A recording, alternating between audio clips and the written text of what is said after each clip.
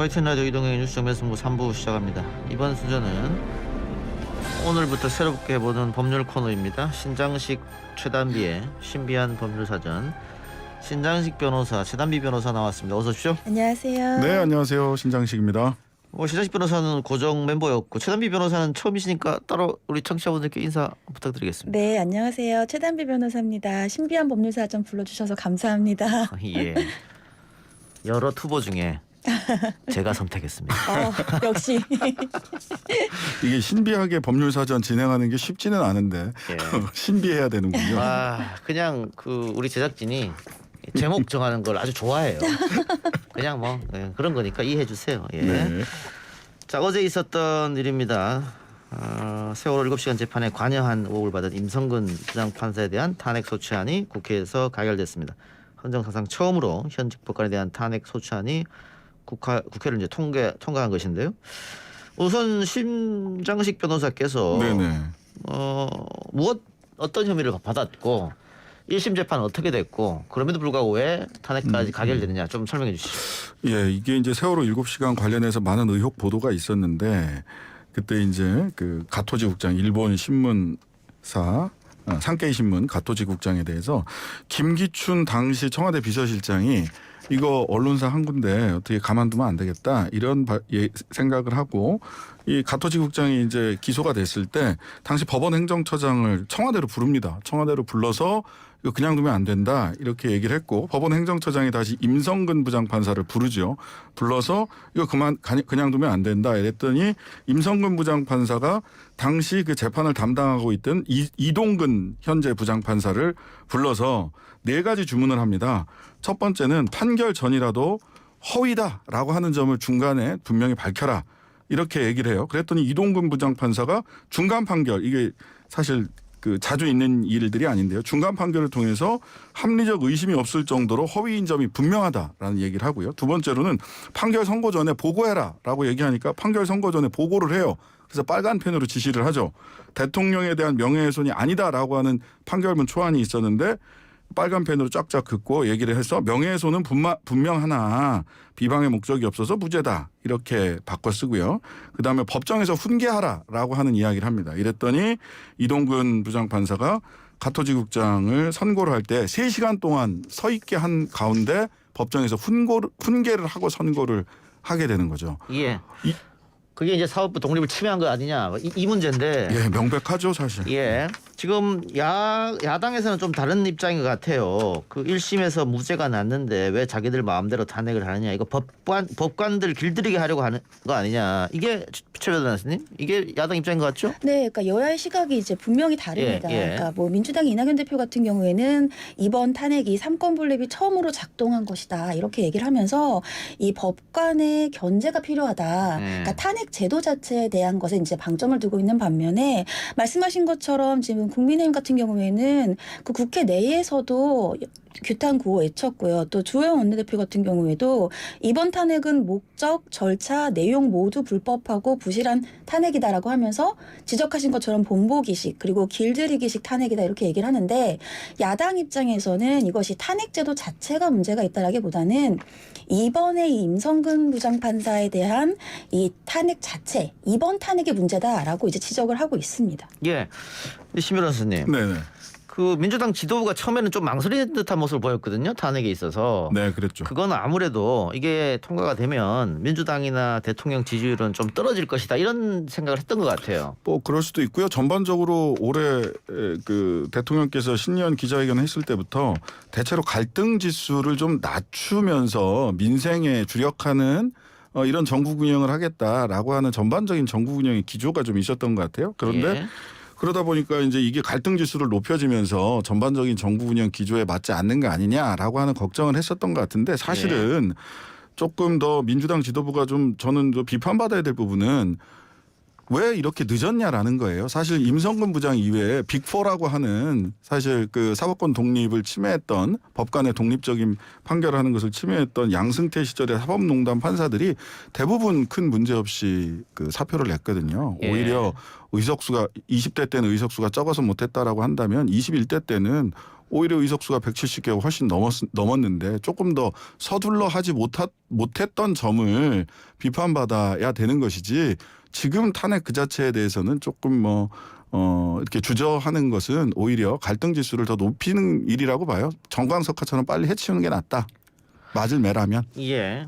알겠습니다. 이거 그런데 일단 뭐 헌재로 갔으니까요. 헌재 가서 어떻게 될 것인지는 조금 이따 다시 우리가 다뤄보기로 하고 유튜브로 나이스S님께서 이거 딴방에서 인터뷰하는 겁니까? 음성이 너무 또렷한데 예 맞습니다. 예. 각자 다른 방에 앉아서 지금 이상의 3명이 하고 있어요. 예, 코로나 때문에 어쩔 수 없습니다. 이해해 주시고요. 자 다시 우리 얘기로 돌아가면 지금 그 임성근 부장판사 동기들이 또 집단으로 그 항명을 했습니다. 항명이랄까요? 뭐 항의랄까요? 뭐 항의라고 하죠. 항의를 하는 일도 있었는데 대법원장이 물러나야 된다. 지금 김 대법원장이 기본권을 제한했다 이런 비판이 법원 내부에서 나오고 있는데 최 변호사님 기본권이란 게 뭔가요? 그러니까 기본권이라는 단어 자체는 국민이 가지고 있는 헌법상 보장되는 권리이고요. 예. 이번에 여기 김 대법원장이 기본권을 제한했다라는 이 임성근 부장판사의 기본권에 대한 언급은 직업 선택의 자유를 언급하고 있습니다. 이제 보도를 보면 예. 그러니까 왜냐하면은 직업 선택의 자유란 내가 직업을 선택할 권리도 있지만 그만둘 권리도 있는데 예. 대법원의 예규상으로는 수사를 하거나 징계를 받는 사건이 아니면 예. 이 사표를 수리하지 못하는 근거가 없다. 근데 왜 지금 그 상태는 수사가 이미 끝난 상태였거든요. 예. 뭐 1심 무죄 받았고 예. 거기에다가 징계를 절차를 그럼 차라리 하면 되지. 징계 절차도 하지 않는 사안에 대해서 사표를 수리하지 않고 지금 상당한 기간 동안 그만두지 못하게 한 것 자체가 기본권을 제한한 거다. 이러한 비판을 하고 있는 겁니다. 예. 그러니까는 임 부장판사가 사표를 쓰면서 내가 몸이 좀 아프다 이렇게 해서 사표를 수리할 걸 요구해 줬는데 김 대법원장이 이제 국회에서 저렇게 탄핵한다고 난리인데 어떻게 하냐. 이게 기본권 침해란 말씀이죠. 최 변호사님 어떻게 그 의견에 동의하십니까? 글쎄요. 저는 이거는 뭐 기본권 침해라기보다는 근본적인 문제는 앞서서 언급하신 것처럼 이 사법권이 독립이 되지 못했다라는 게 문제인 것 같고요. 예. 만약에 김명수 대법원장이 그 당시에 임성근 부장판사가 정말 잘못했고 사실 잘못한 부분은 1심 법원 판결에서 나오거든요. 위헌적인 문제가 있다. 예. 그렇기 때문에 잘못했고 거기에 대해서 우리는 징계를 해야 되기 때문에 판단을 받기 전에는 사표를 수리해 줄 수 없다라는 입장을 견지했다면 저는 아무런 문제가 없다고 생각을 합니다. 예. 근데 이제 물론 일부에 편집되어 있는 녹취록이긴 하지만 그 녹취에 따르면 본인이 생각할 때에는 이것이 뭐 헌법재판소에 가더라도 뭐 이게 탄핵될 대상이 아니다. 하지만 내가 이 사표를 수리를 하면 이 정치적으로 문제가 될 수 있기 때문에 사표를 수리하지 않았다. 지금 이렇게 얘기를 예, 하고 있잖아요. 그렇기 때문에 지금 이렇게 기본권 제한의 문제가 나오고 이 사법권 독립의 문제가 나온다. 만약에 대법원장이 정말 잘못했다고 생각을 한다면 전 당연히 할 수 있는 문제라고 생각을 예, 하거든요. 예. 근데 그런 부분들이 지금 문제로 지적되고 있는 것 같습니다. 자, 그럼 신 변호사님께서 기본권과 함께 거짓말도 같이 얘기해 주세요. 예. 거짓말 문제까지. 아니 저는 김명수 대법원장의 처신에 문제가 있었다라는 점은 분명해 보여요. 예. 그냥 더 진짜 아까 최단비 변호사님 말씀대로 솔직하게 빡 이야기를 하셨어야 되는데 예. 정치적으로 이런저런 막 이야기를 하신단 예. 말이죠. 근데 전 동기들 이 국민들이 참 약간 민망할 것 같아요. 갑자기 직업 선택의 자유를 가지고 법관의 독립이 문제가 됐을 때 이분들이 양승태 대법원 그 체제에서 사법농단이 있었을 때 어떤 입장 발표하신 적이 있는지 모르겠어요. 근데 이제 와서 직업 선택의 자유를 이야기해요. 나 사표 내는데 왜 안 받아줘? 근데 이거는 또 본인이 원하는 의원 면직이기 때문에 본인이 끝까지 사표 내겠다 그러면 내는 거예요. 사실 예.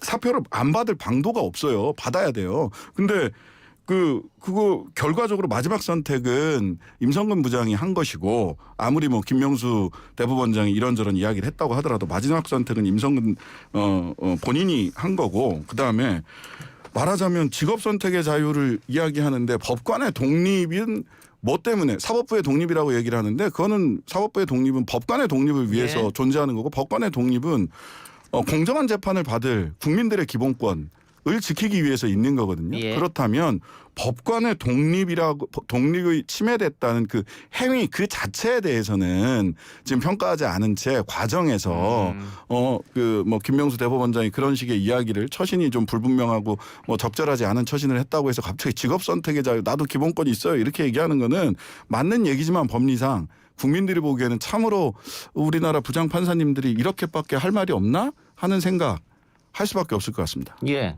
거짓말은 어떻게 생각하세요? 지금 거짓말 논란 상당히 뜨거워졌는데 김 대법원장은 오래전 일이라서 그랬다라고 합니다마는 뭐 그 말을 믿어줄 사람들은 믿어줄 것이고 못 믿을 사람들은 끝까지 못 믿을 거예요. 저는 근데 조금 믿기 어려운 측면은 있다. 근데 예. 그렇다고 해서 이 임성근 부장이 거기 그 대법원장이랑 이야기하면서 녹음을 했을 거다라는 상상은 아무도 못했을 것 같습니다. 그러니까 그것도 조금 이해가 안 가는데 대법원장하고 면담하는데 녹음을 했다. 그거 뭐 양해를 구하고 하진 않았을 거 아니에요. 당연하죠. 예. 우리 이동영 진행자님 여기 YTN 사장님이랑 면담할 때 녹음기 들고 들어가세요?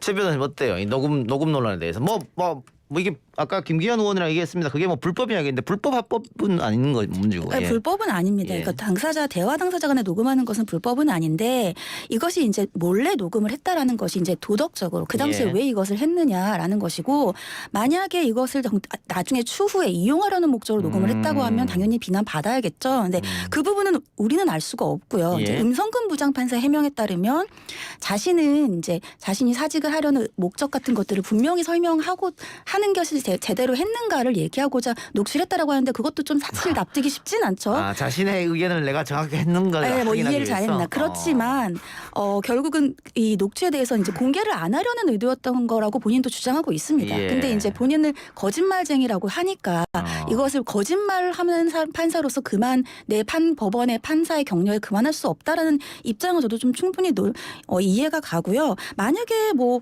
정치적으로 이용하려는 의사였다라고 한다면 당연히 비난 받아야겠죠. 그 휴대폰에 녹음 기능이 있으니까 이제는 참 조심해야겠네요. 어디 가서. 힘들어요. 이게 얘기할 나살겠다고 한 건데 사실. 근데 이게 이제 법적으로 보면 그 대화자 간의 녹음은 통신비밀보호법 위반은 아니에요. 예. 제3자가 듣고 있는 사람이 녹음을 했다면. 근데 이게 녹취 보다 보면 저는 약간 좀 이상하게 들린 건 뭐냐면 일부러 김명수 대법원장이 이야기할 때 네 하면서 본인이 대화자라는 거를 녹음에 계속 남깁니다. 흔적을. 이거 통비법상 비밀 녹음 아니다라고 하는 흔적을 좀 남긴다라는 점이 이거 언젠가 내가 나살겠다고 쓸 수도 있다라고 하는 미필적 고의 정도는 있지 않았을까 하는 생각이 하나 들고요. 그다음에 네. 하나는 이게 형법상은 그 처벌의 대상은 아닌데요. 지금 최근 하급심 판결 좀 찾아보니까 그 민사상 손해배상에서 비밀 녹음하면 음성권 침해다 해가지고 뭐 약소한 돈이지만은 위자료를 소액을 인정을 하는 경우는 있습니다. 뭐 김명수 대법원장이 그러지는 않겠죠. 그러지는 않겠지만 알겠습니다. 뭐 그럴 수 있다. 예. 예. 자, 그러면 아까 우리가 원래 얘기하기로 한 거 내가 조금 뒤로 밀어서 얘기한다 그랬는데 헌재 이야기를 좀 해보죠. 최종 결정의 공은 헌재로 넘어갔는데 이게 문제는 각하가 나올 가능성도 있다. 뭐 이런 얘기가 있어가지고 두 분은 어떻게 보세요? 저는 각하가 나올 확률이 굉장히 높다고 예, 생각합니다. 예. 왜냐하면 임성근 부장판사가 다 아시다시피 지금 임기가 이번 달 28일이에요. 예. 근데 그 전에 헌재가 결정을 내리기엔 상당히 부담이 있습니다. 왜냐하면 구두 변론을 해야 되고 예. 뭐 판결 예를 들면 결정문도 써야 되고 예. 관련자들랑도 얘기도 해봐야 되는데 지금 한 달도 안 돼서 굉장히 이렇게 이슈가 되고 있는 사건을 그냥 결정하기엔 부담이 있고 그런데 임성근 부장판사가 그만뒀으면 더 이상은 여기에 대해서 예를 들면 탄핵은 이제 그만두게 하는 거잖아요. 예. 파면하는 건데 예. 탄핵에 대한 결정을 내릴 소의 이익이 없거든요. 예. 그래서 저는 각하될 가능성이 높지 않나라고 예. 생각이 됩니다. 그 2월 28일까지가 임기인데 헌재가 아무리 빨리 한다고 해도 이번 달 안에는 안 나올 거고 그렇다면 임기가 끝났는데 임기 끝난 판사를 어떻게 탄핵하느냐 네. 뭐 이 말씀이죠. 네, 맞습니다. 그래서 각하 이야기 많이 나오는데 어떻게 신 변호사님 동의하십니까? 저는 이제 두 가지 부분이 있을 것 같아요. 각하가 나오더라도 이제 그 뭐 심판에 이익이 없으니까 각하 이렇게 그냥 나오는 경우가 있을 수 있고요. 또는 각하가 나오더라도 이러한 이유로 탄핵의 사유가 있으나 심판에 이익이 없어서 각하한다. 이유 부분에 탄핵 사유의 인정 여부를 설시할 가능성이 있다라고 하는 게 하나고요. 두 번째는 2월 28일이 지난 다음에 판결이 나오더라도 우리나라 헌법재판소는 헌법적 해명의 필요성이 있다거나 피해가 반복될 그런 우려가 있을 때는 심판에 이익이 있다라고 해서 각하가 아니라 기각 내지는 인용 판결을 한 사례가 있어요. 대표적으로 보자면 그 노무현 대통령 이 빈소를 통행하지 못하도록 그 경찰 차량으로 막았던 거 있지 않습니까? 이거는 예. 시간이 이미 다 지났기 때문에 일반적으로는 소의 이익이 없었어요. 하지만 이거는 반복될 우려가 있고 헌법적 해명이 분명히 필요하다. 통행의 자유 이런 부분들이 분명히 좀 해명의 필요성이 있다라고 해서 2년이 지난 이후에 이거는 헌법 위반이다라는 결정을 한 바가 있거든요. 그래서 그 최초의 법관 탄핵이기 때문에 이것이 헌법적 해명의 필요성 또 반복의 우려 등등을 고려한다면 2월 28일 이후에 결정을 한더라도 네. 판단을 할 수도 있다. 예. 저도 뭐 개인적으로는 각하가 날 거라고 보는데 만일 각하가 안 된다고 하면 또 9명 법관 중 6명이 탄핵에 찬성해야 되는 거지 않습니까? 그렇죠. 그거는 가능할 것인가? 저는 그러니까 이게 각하가 안 된다는 전제하에 말씀하세요. 예. 뭐 9명 중에 뭐 이 개인이 다 헌법과 양심에 따라서 예. 판단을 하겠습니다마는 대체적으로 보자면 기존의 최근 판결들을 쭉 보자면 저 국민의힘 쪽에서 추천하신 분, 바른미래당 쪽에서 추천하신 분, 그리고 양승태 대법원장 시절에 추천하신 분은 대체로 보수적인 판결을 나머지 분들은 그와 좀 상반되는 판결 결정들을 해오셨거든요. 예. 그래서 그런 면에서 보자면 좀 최초의 그 법관 탄핵에 걸맞는 조금 더 진전된 법관의 독립을 조금 더 강조하는 결정이 날 가능성은 존재한다 이렇게 보입니다. 아니 예. 또 근데 같은 법조인들 아닙니까? 같은 판사 출신이고. 아무리 팔이 안으로 붙는다고 하더라도요. 이 정도 되면 예, 최 변호사님. 저도 받아들여질 가능성이 높다고 생각합니다. 왜냐하면 이게 직권남용이 아니라고 한 것은 자신의 일반적인 그 직무 범위 안에 없기 때문에 2심이 무죄가 난 것이고 예. 다만 그 당시 1심 법원 판결에서도 위헌적인 행위다라는 얘기는 하거든요. 예. 근데 탄핵을 하려면 위법뿐만이 아니라 위헌이 있어도 가능하고 예. 뭐 보통 뭐 리딩 케이스 얘기를 하면서 중대한 범죄 얘기를 하는데 그게 반드시 중대한 범죄가 또 있어야 되는 건 아니라서 만약에 각하가 되지 않는다라고 한다면 저는 인용될 가능성도 있다라고 있다. 보입니다. 예.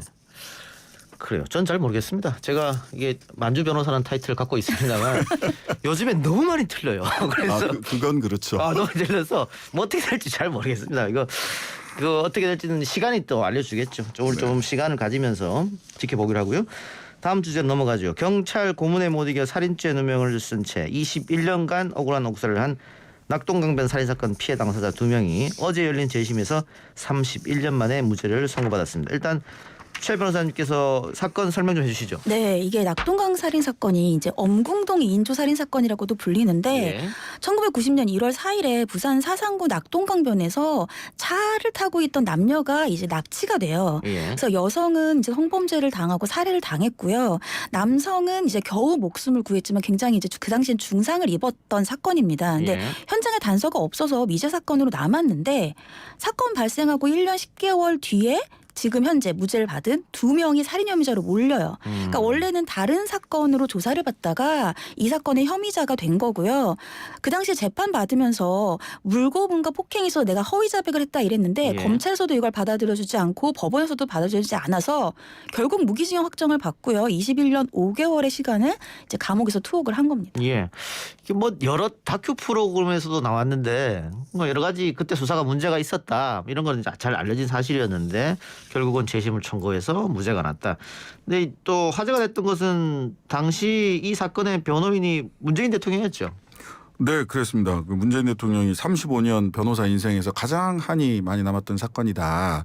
이렇게 얘기를 했었고 당시 그 본인은 무죄를 그 확신했던 이유는 그 장 씨라는 분이 시력이 아주 나빠서 이 예. 범죄가 발생했다라고 했던 이 돌밭 낙동강변 돌밭 그리고 달도 뜨지 않은 아주 어두운 밤이었는데 거기서 뭐 추격전에 불사하는 이런 일들이 있었다는 거예요. 근데 장 씨 시력으로는 못 한다는 겁니다. 그거. 예. 그랬기 때문에 자기는 확신을 했었다. 근데 결국은 이제 재심 통해서 무죄가 됐는데 이것도 재밌는 사건이 하나 있었어요. 관련해서 2012년 12월 18일 그러니까 대통령 선거 하루 전날이죠. 이때 뉴데일리에서 문재인 악질 주부 성폭행 살인범 변론 충격 예. 이런 보도도 있었습니다. 있었다. 그래 알겠습니다.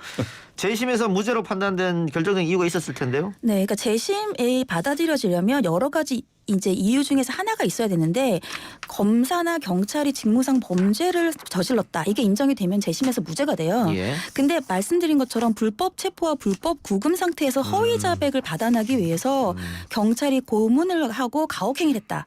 그리고 고문을 하고 가혹행위를 해서 받아진 진술은 증거 능력이 없기 때문에 결국은 무죄가 되는 거거든요. 예. 그래서 6차례 신문을 받았는데 굉장히 구체적으로 그 당시에 방법, 도구 뭐 이런 것들을 진술을 했고요. 또 이제 구금되는 상태에서도 불법 구금이 있었다라는 것들을 인정을 해서 결국은 받아들여졌습니다. 예, 결국 경찰이 사과를 했습니다. 네, 그렇죠. 올해 벌써 세 번째인데요. 정인이 사건으로 사과 한 번 했고요. 이영구 법무부 차관 폭행 사건 부실수 사건으로 사과를 했고 이번 건으로 사과를 했는데 박준영 변호사 이 재심 사건 담당했던 분은 사과 좋은데 야 사과 이렇게 하는 게 진정성 있냐라는 또 비판을 했어요. 말하자면 보도 자료부터 먼저 돌린 거예요. 예. 당사자에게 예. 이렇게 됐으니까 이제 보도 자료 돌리겠다 미안하다 이렇게 뭐 이런 말이라도 한마디 했어야 되는데 일단 보도 자료부터 자 우리 사과했어요라고 당사자에게 사과를 하는 게 아니라 사과하는 모습을 국민에게 보여주는 것을 먼저 한 게 아니냐라는 비판 앞에 또 직면해 있기는 합니다. 뭐 이런 문제가 있기 때문에 검찰에서 뭐 수사 기소 분리한다 그랬을 때 반발하고 뭐 이런 것도 있겠죠. 근데 이 경찰만 그러면 문제 있냐? 결국은 이 사건도 검찰로 갔다가 법원에서 최종 판결한 거 아닙니까? 그러니까 검사하고 법원이 다 다 책임져야 돼요. 예. 사실 약촌 오거리 사건 뭐 전에도 다뤘었습니다. 그렇죠. 이 예. 건에서 사과한 사람은 지금 검사 판사 중에서 지금 박범계 법무부 장관 한 명밖에 없어요. 예. 그러니까요. 자 그러면은 정말 이 21년이라는 동안 청춘을 다 버렸는데 억울하게 옥살이를 하셨죠. 보상은 어떻게 국가가 배상해야 되겠죠? 네, 이제 형사보상이 있고요. 예. 형사보상은 뭐 이제 많이 약촌 오거리 사건 때문에 많이 아시겠지만 뭐 최저임금을 기준으로 해서 이 옥살이를 했던 기간 동안 산정이 됩니다. 최저임금이요? 네. 아. 근데 이제 뭐 형사보상뿐만이 아니라 말씀하신 것처럼 국가가 책임을 져야죠. 예, 그러니까 예. 국가배상도 청구를 할 수가 있는데 저는 항상 이런 것들을 볼 때마다 억울하게 옥살이를 하고 정말 21년에 5개월에 자신의 예. 인생을 없어진 그렇죠. 이것이 돈으로 보상이 될 수 있을 것인가라는 예, 생각이 들고요. 예. 그나마 조금 희망적인 것은 최근에 재심에서 무죄가 많이 나오고 있습니다. 이런 사건들이 더 이상은 없게끔 우리 사회가 노력해야 될 것 같습니다. 예. 말씀하신 대로 형사보상은 최저임금의 뭐 두세 배 정도를 산정을 해요. 5배까지 산정할 수 있지만 대체로 두세 배 정도 산정을 하고 뭐 변호사 비용 뭐 이런 일부 주는데 국가배상 민사소송인데요. 예. 민사소송을 통해서 꽤 많은 액수를 받을 수는 있지만 그게 많은 게 아닌 거죠. 인생을 생각하면. 그럼요. 예. 근데 문제는 제가 이제 국가배상 소송을 이렇게 해보면 국가에서 소멸시효 주장을 합니다. 시간이 너무 많이 지났으니까 못 줍니다. 라는 주장을 한다거나 또는 이제 이자 부분을 더 깎으려고 막 여러 가지 그 얘기를 하고 법원에서도 인정을 해주는 경우들도 있어요. 예. 근데 안 그랬으면 좋겠습니다. 이런데 쓸데없이 법리 주장 안 했으면 좋겠어요. 국가가 미안한 거면 깔끔하게 미안하다고 하고 어떻게 하면 더 줄까를 고민을 해야지 이것도 뭐 고간 지키는 거라고 생각을 하는지 계속해서 뭐 소멸시효 주장하고 이자 주장하고 이래가지고 깎으려고 해요. 그러면 안 됩니다.